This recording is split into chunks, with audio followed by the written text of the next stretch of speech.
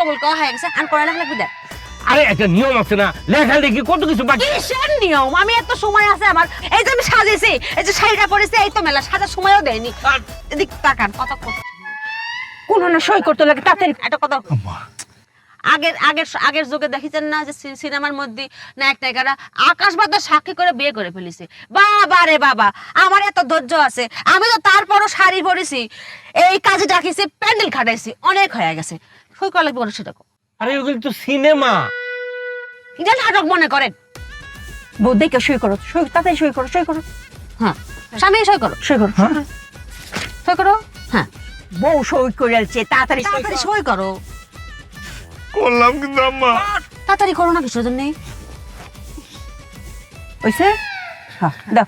আরে এইভাবে কবুল বলে তো হবে না, অনেক কিছু লিখতে হয়, ছেলের নাম, ছেলের বাপের নাম, ঠিকানা, মেয়ের নাম। আপনি এত কথা বলছেন কিসের জন্য?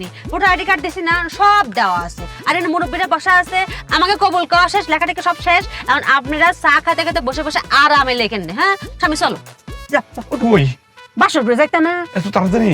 রাত পর বাত হয়ে যাচ্ছে, সময় চলে যাচ্ছে, চলো ওঠো ওঠো ওঠো, হ্যাঁ বউ লই যাও, আসো ওঠো আসো। আরে কি? আসসালামু আলাইকুম। ওয়ালাইকুম আসসালাম, আসো। আরে এত ধৈর্য কম কে, বুঝি না তো আমি কিছু।